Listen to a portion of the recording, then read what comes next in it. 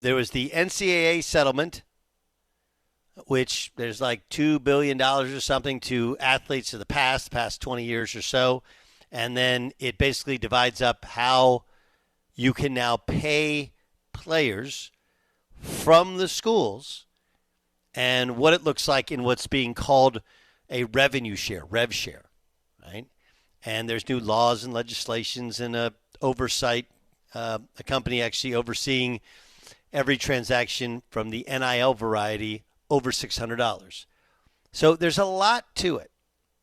But I think what you need to know is while it's being called groundbreaking, and it is, while we're saying there's a big change in college athletics, there is, the ramifications are really far reaching. And the most important thing you should know is, yeah, college athletes in the revenue generating sports and some even in the non revenue generating sports are being compensated.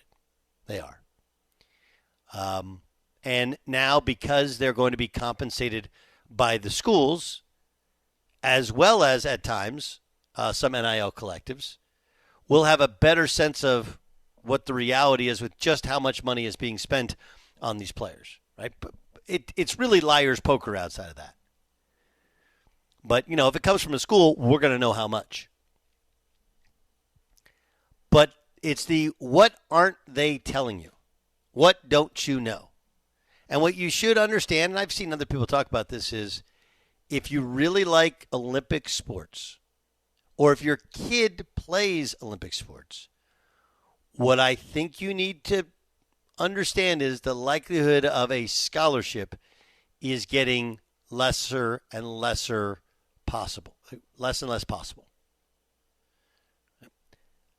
Because if you're at, again, a school like mine, mid-majors and below, you're going to keep the revenue generating sports. You're going to keep just enough to make sure, and we're a streamlined ship. I think we got 14 sports. That may be the minimum which you can have in Division One. But if there's ancillary sports that don't make money, gonzo. And what's interesting is there are more than a handful of places that make money on wrestling. But overall, college wrestling will, of course, relatively cease to exist. Volleyball's become huge in the Midwest. Obviously, Nebraska, Penn State, I think Wisconsin, some of the others in the Big Ten. But if you're not drawing anybody, you're not breaking even or getting close to breaking even or making money, that's going to be gone too. What happens on social media is you're staring at this dollar figure and you're like, oh, you're doing the Jay Billis. Well, I guess there is the money. Here's the problem is, yeah, that money exists. And because everyone knew this day was coming, we've been saving up for about a year so that you have the money for a year to see kind of what's what. But what you're going to end up doing is, well, you'll very much cap or put a lower ceiling on what assistant coaches and head coaches can make. And that may not bother you, but you're not somebody who's been in a profession for 20 years and has reasonable expectations of making a wage commensurate with, hey, I put in 20 years. I think I've done pretty well. I should get paid pretty well. Mid-level administrators also will be gone. There's going to be the haves and the have-nots of sports. There always have been, but the have-nots have been able to make it work with everyone around campus and with all of their sports, and now it'll become increasingly difficult because to even play ball at all, you got to pay some of these student athletes. And once you pay them, when you're never going to pay less, you're never going to, if you get a budget of $100,000, you're never going to go to $50,000 next year. It's just going to keep going up. And the money has to come from somewhere. Money has to come from somewhere. And it's going to come from the same pot of money that handles how much you travel, what you spend on, how much you recruit, what you spend on your assistant coaches, and most importantly, how much we spend on other sports that don't make any revenue.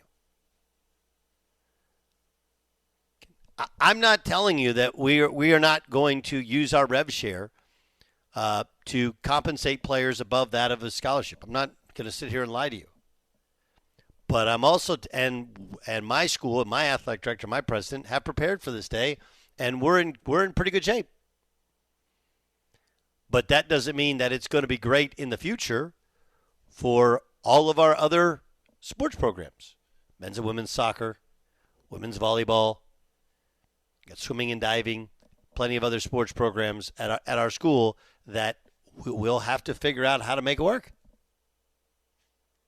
So I totally get that the media gets swept up in these big numbers where it's for the Power Fives or Power Four, it's $22 million to be split up however you want to be split up.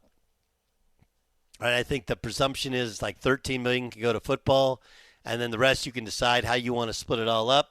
Yeah, the reality, if you're going to try and be good, and some schools are at everything, softball, baseball, golf, tennis, soccer, okay, then you're very likely your football and basketball programs will suffer because there's only one pot of money. There are a handful of schools where it doesn't, Texas, it doesn't matter, Ohio State, it doesn't matter, Georgia, Bama, they have so much money. But for most of them, it's just too much.